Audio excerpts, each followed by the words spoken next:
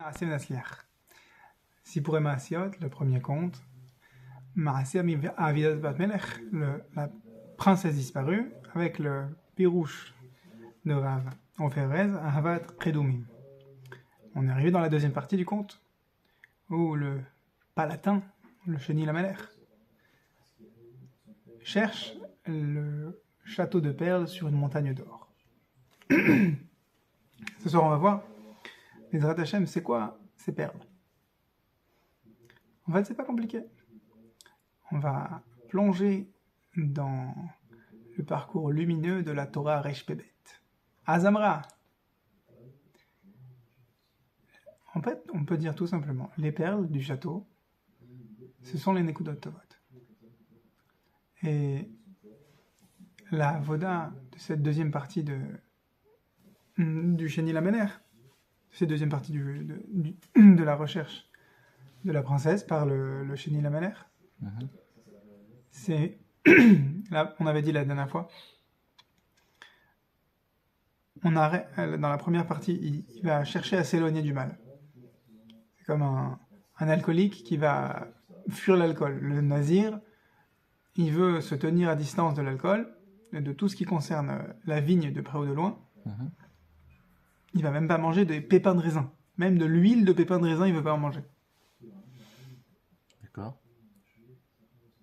Et une fois que il a passé cette étape-là de s'éloigner du mal, le Sheni Lamelech, il est concerné par une autre forme de service divin. Asetov, fais le bien. Ça veut dire quoi, fais le bien? Pour faire le bien, il faut trouver quelque chose qui te motive à faire le bien. Et quand tu trouves ça, tu trouves une envie de venir au minyan. Alors tu viens pas au minyan de la même manière. Tu viens pas parce qu'il faut, parce que tu es contraint. Ça, c'est la première partie de la Avodat Hashem. La deuxième partie, la dimension plus mature dans ton service divin, c'est quand tu es motivé de révéler le bien qui est en toi.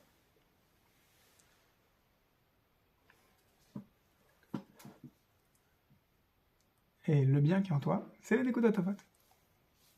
Quelqu'un qui va étudier parce qu'il faut étudier tout, jour et nuit, il faut étudier un peu de Mishnah, un peu d'Halacha, il faut étudier la paracha toutes les semaines, c'est comme ça. Il va pas avoir la même motivation que quelqu'un qui se dit, tiens, moi je suis capable de expliquer des Mishnayot, de faire partager des Mishnayot à quelqu'un d'autre, de comprendre une halakha et de l'appliquer. C'est en moi, c'est un potentiel qui est en moi. Et c'est ce potentiel-là que je vais exprimer. Ça veut pas dire que je suis mieux qu'un autre, mais j'ai en moi ce potentiel qui demande à être développé, exploité. Comment? Assieds-toi et ouvre le livre. Et tu le sauras quand tu le feras. Mais du coup, je vais pas étudier parce qu'il faut. Je vais avoir un CDR. Je vais être assidu parce qu'il faut. Mais mon moteur, ce ne sera pas la contrainte. Ce sera une Nekuda Tova, une perle. Et plus je vais vivre ma vie en fonction de ces perles, de ces Nekuda Tovot, plus je vais construire une Dira Betartonim, une maison pour Hachem, un château. On sait que dans l'histoire, le Sheni Lamelech, il a eu un signe de l'existence du château de perles sur la montagne d'or que après des années de recherche, après que la princesse disparue lui ait laissé un message, je suis dans un château de perles sur une montagne d'or. Il s'est passé des années avant qu'il ait un signe de son existence. Alors je pose la question douloureuse, est-ce que le château de perles, il a existé pendant toutes ces années? Ou peut-être qu'il n'existait pas, que c'est grâce à l'attitude du Sheni Lamelech dans sa Avodat Hashem que c'est cette attitude qui a créé le château. On ne sait pas. Mais pour nous, c'est évident. Les perles, les Nekudot Tovot de ta vie, le fait que tu viens étudier ce soir. Mais pourquoi tu viens étudier? Parce que je veux grandir. Parce que je veux étudier Rabbeinu. Parce que je veux étudier, tout simplement. Très bien. Donc ça, c'est ton moteur. C'est des Nekudot Tovot. C'est positif. ces points positifs-là, tant que tu les as pas révélés, ils sont comme éteints. Donc le château, il est où? Il n'est pas là. C'est pas un château de perles. C'est un château... C'est Disneyland quand tu as débranché la prise. C'est pas Disneyland. Il n'y a pas les lumières. Rabbeinu, il insiste dans la Torah Zamra que la avoda, c'est pas de faire les mitzvot. La avoda de Azamra. La avoda de chercher en toi les points positifs. Cette avoda, cette manière de servir Hachem, cette dimension du service divin, qui éclaire, qui détermine tout le reste de ta vie, de ton judaïsme, mais de ta vie en tant qu'être humain. Cette avoda, elle est dans le fait que tu vas célébrer Azamra l'Elohai Be'odi. Azamra, c'est une chanson, c'est un nigun, c'est une célébration. Avec quoi je vais célébrer Hachem? Azamra l'Elohai Be'odi. Avec quelque chose qui est en moi. La avoda, c'est pas de multiplier les bons points, d'être un premier de la classe. Be'odi. Ce qu'il y a de plus en moi. On est tous quasiment les mêmes. Tu regardes ton ADN et le mien, je ne sais pas combien de 999,999 il faut mettre après la virgule pour dire qu'on est pareil. Quasiment. Mais on a des points uniques. Ces points uniques, c'est Odi. Ça, c'est que dans l'ADN. Après, dans la Neshama, on a encore plus de différences. Et dans le vécu, on a des différences. Alors, globalement, une tête, deux bras, deux jambes, on a des choses en commun.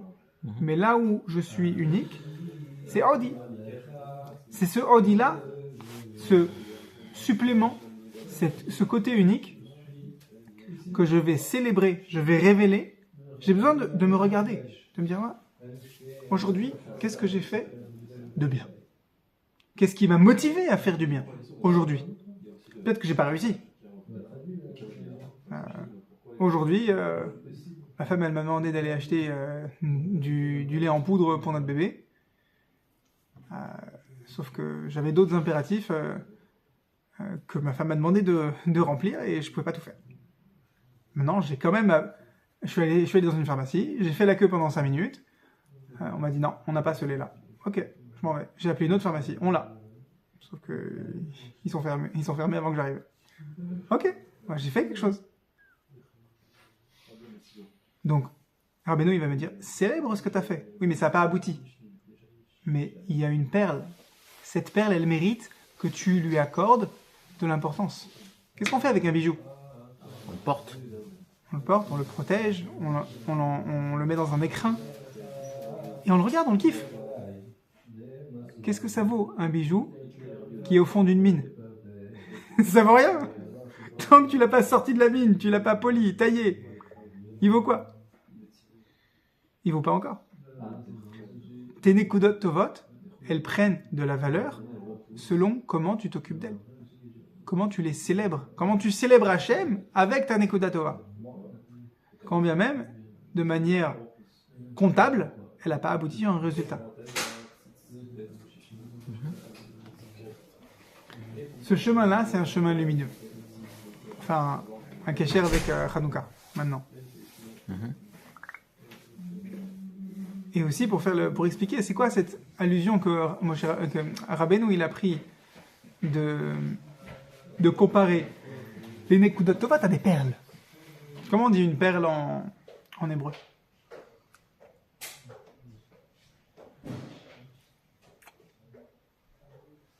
Je connais, je sais, mais... Margalite. Marguerite. Comme le prénom. Marguerite. Une margalite. Alors, à part que une margalite, une perle, c'est une perle d'huître, hein, ça pousse. Alors c'est l'image, c'est bien plus parlant qu'un diamant ou une autre pierre précieuse qui est assez figée. Tu la vois pas pousser, la pierre précieuse dans la mine. Alors que la perle d'huître, elle a poussé. Tu peux la voir. Tes nekudot tovat, elles sont vivantes. je me lasse pas de le dire, dans l'écouté Halachot, Orach Chaim, Siman Aleph, je sais plus quel paragraphe, Rabbi Nathan, il dit clairement que les Nekudot Tovot, c'est Bechinat Elokut. C'est une dimension de divinité. Kaviachol, c'est Hachem. Les Nekudot Tovot en toi, c'est Hachem. C'est-à-dire quoi? Ça veut dire... Tu es créé avec un faute, avec des qualités et des défauts. C'est les Avdil. C'est l'énergie qui est en toi. Oui, donc c'est la manière, c'est les qualités que Dieu a mis en toi, ou c'est le potentiel de qualité que Dieu a mis en toi. C'est le potentiel. Très bien. Et ce potentiel, que tu l'aies exprimé, et qu'il ait réussi à aboutir sur quelque chose de concret ou pas, c'est pas ça la question. On veut que tu prennes conscience et que tu célèbres le potentiel qu'Hachem a mis en toi. C'est ça la avoda dont on parle. Surtout tant que tu n'as pas eu de résultat. Surtout tant que tu n'as pas encore trouvé le moyen de libérer la princesse disparue. Et comment tu les célèbres? C'est-à-dire quoi? Merci mon Dieu parce que je suis un peu content. Tu es content d'avoir voulu faire du chesed. Et la preuve que tu l'as fait, c'est quand je rentre à la maison et que ma femme me dit « Alors il est où la petite ?» J'ai pas réussi à mettre la main dessus. Est-ce que là je me sens coupable, nul, insuffisant, un mauvais père? Ça fait shalom. Ou est-ce que je dis j'ai essayé, hein. D'accord, mais là elle veut un biberon. Ok, mais je me sens pas nul pour autant. Je me sens bien. Je me sens fier de moi parce que j'ai essayé. Alors, là tu vas me dire ouais, Breslev c'est une Torah pour les ratés. Pour les cassos. Pour les faibles. Une Torah pour les faibles. D'accord. Il y en a qui Alors, disent ça. Moi je vais te dire, Il y en a qui disent ça. Pousse le raisonnement jusqu'au bout. Tu sais ce qu'on te demande? D'être heureux. T'es capable d'être heureux? Bon, c'est pas important. C'est pas important d'être heureux. C'est une nature. Il y en a qui sont heureux. C'est pas une nature d'être heureux, c'est une avoda. Non, il y en a qui... C'est pas vrai. Il y en a qui ont une nature souriante. Tu les vois, ils sont souriants. C'est une nature qu'ils ont acquise par du travail. Mais ils sont toujours... Oui, je sais, j'ai l'impression. La maison de retraite, la bouche à l'envers. Tout le temps, ils ont un temps. C'est une nature qu'ils ont acquise. Ah, je suis pas certain. Ça s'acquiert. Et oui, tu as raison de toute façon. Il y a des gens qui vont naître dans un matzav et avec un chelek, une part, qui les pousse vers la simcha. Et il y en a d'autres, c'est l'inverse, qui ont une tendance dépressive. Ok, admettons. Quoi qu'il arrive. Tu te bats pour être heureux. C'est ton combat pour être heureux. Sameach Bachem Idbarach, être heureux avec Hachem, c'est ça qui détermine si tu es un Yireh Shamayim. C'est ça qui détermine. Comme on dit dans le Hallel. Hodou l'Adonai Kitov, Kilo l'Ampraso. Comment tu sais qu'ils sont... Yireh Hachem,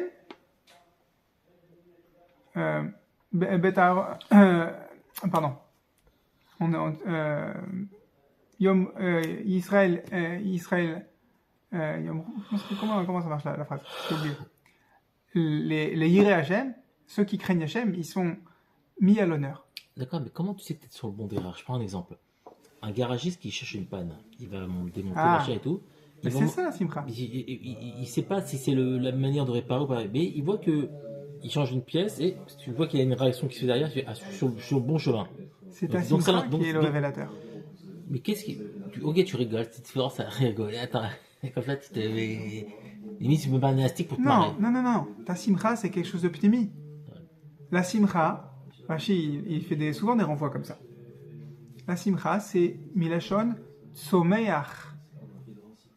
Le végétal qui pousse, qui croît. Avec un accent circonflexe. La croissance. Si tu sens une Simcha en toi qui te remplit, qui pousse, là tu es sur le bon chemin. Si c'est pas le cas, c'est comme quand j'avais ma voiture qui avait un pneu avec un trou qui dégonflait le pneu lentement. Je regonflais le pneu 2 fois par jour. Il est gonflé le pneu pour les 20 prochaines minutes si je roule pas à 130. Et après, je fais quoi? Je me le regonfle. D'accord, donc le pneu, il est comment? Il est défectueux. Donc je vais faire des pieds et des mains, sourire de manière superficielle. C'est déjà bien. Mais il faut reconnaître, il faut changer le pneu. Si quelqu'un, il se dope à des Teilim, à des Mishnayot, et le jour où il peut pas faire ses Teilim et Mishnayot, il est pas Bessimcha, alors bon, ok, il a trouvé une solution d'appoint. Mais il faut qu'il trouve un moyen d'être Bessimcha, quoi qu'il arrive. Il faut qu'il répare le trou dans son pneu. Et Rabbeinu, il te dit, le kit de réparation, il est dans comment tu regardes tes Nekudot Tovot. Rav Ofer Rez, il explique que il explique les mots de Rabbeinu dans la Torah Azamra. Une Nekuda Tova, un juif, il doit savoir, comme dit Rav Arush, ça a la force d'inverser toutes les difficultés de ta vie en progrès. C'est ça l'enseignement de la Torah Resh Pebet dans l'Ikut Moran. La Torah, Azamra Elokai Beodi. Une Nekuda Tova, c'est quoi? Rav Arush, il donne l'exemple. Quelqu'un, il arrive au kotel et il a 60 ans. Il ne se souvient pas avoir fait des mitzvot dans sa vie. Si ce n'est qu'il a mis une kippa le jour de sa bar mitzvah. Peut-être qu'il n'a pas mis des tefilines, il n'y en avait pas. Imagine, en Russie soviétique, il y a beaucoup de gens qui n'ont pas pu mettre la main sur des tefilines, ne serait-ce que le jour de leur bar mitzvah. Et là, il arrive au kotel. Il n'a jamais pensé à son judaïsme. Il se souvient que le jour de sa bar mitzvah, on lui a fait un schmilblick de bar mitzvah, d'initiation, et on lui a mis une kippa sur la tête. Et là, il a 60 ans, il est devant le kotel, et il va fondre en larmes. Attention, c'est dangereux. Il va fondre en larmes de tristesse, ou il va être ému, il va être fier d'avoir en lui une Nekuda Tova qui demande à être exprimée. C'est un monde à part, le premier et le deuxième. Comment t'expliques alors que dans la Gemara, je ne sais plus qui est le personnage, il a tellement fauté toute sa vie. C'est justement le fait que tu arrives à être heureux avec Odi, avec le Chelek, la part qu'Hachem t'a donnée, et ce Chelek, cette part, elle bouge chaque jour, parce que c'est ton vécu. Peut-être, c'est justement pour ça qu'on a découvert ça récemment. Est-ce que tu es familier avec le terme l'ADN? On vient d'en parler il y a quelques instants. L'ADN, c'est ce qu'on appelle la génétique. Et on a découvert récemment, on va dire il y a moins de 20 ans, qu'il y a des facteurs qui sont peut-être plus déterminants dans la vie d'une personne, qui s'appellent épigénétiques. Épi, ça veut dire autour d'eux. Ça veut dire que tu n'es pas déterminé par ton ADN autant que tu es déterminé par des facteurs biologiques qu'on peut mesurer, qui sont autour de ton ADN. Donc deux jumeaux, ils sont très différents l'un de l'autre, parce qu'ils n'ont en commun que leur ADN. Mais les facteurs qui sont autour de l'ADN, le vécu cellulaire à l'intérieur de chaque cellule de leur organisme, il est forcément différent. Et ça les éloigne l'un de l'autre, ça les différencie l'un de l'autre.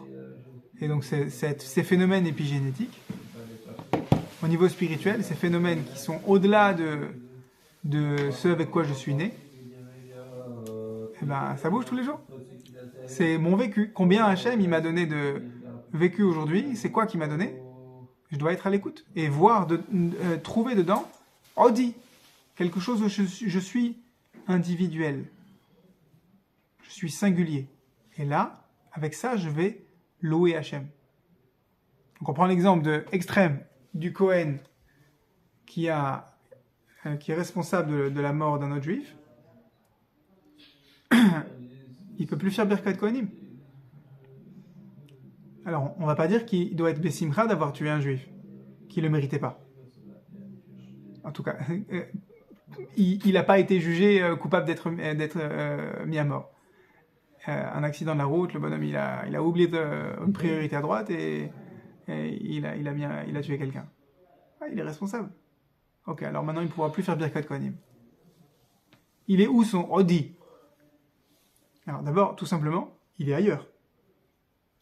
Il pourra plus faire Birkat Kohanim. Moi non plus, je peux pas faire Birkat Kohanim. Comment tu peux dire avec un Aïn? Aïn, Waouh, Talet, Yud. Moi, je suis pas triste d'être privé de faire Birkat Kohanim. J'ai plein d'autres choses où je peux célébrer Hachem. Merci Hachem que tu es présent dans ma vie grâce à ça. Ce Kohen, c'est juste qu'il a eu ce privilège jusqu'à un certain point dans sa vie. Et il doit faire avec le reste de sa vie pour être Bessimcha, Bachem. Comme on dit de nombreuses fois dans Alim les Troufa, sur lesquels on va embrayer, ça suffit qu'on soit venu au monde rien que pour entendre cet enseignement-là. Souvent, Rabbi Nathan, il va citer dans Alim les Troufa ou ailleurs, il va citer un passage du Likutei Moharan, de Sichot Haran. Il va dire « Ah, ça suffisait qu'on vienne au monde rien que pour entendre cet enseignement de Rabbeinu. » C'est ça, Azamra Elokai Beodi. Tu prends pas qu'un enseignement, tu prends une Nekuda Tova, un point de ta vie, et tu dis Hachem, rien que ce point-là, ça valait le coup que je traverse toutes les galères que tu m'as fait traverser aujourd'hui, ou cette année, ou depuis des dizaines d'années, pour que j'arrive à cet instant-là, que je puisse le vivre, et que je te célèbre, que je te remercie, que tu m'as donné cet instant de vie où j'ai pu réaliser telle chose. J'ai pu faire ce chesed à quelqu'un. J'ai pu partager de la Torah avec quelqu'un. J'ai pu recevoir un exemple.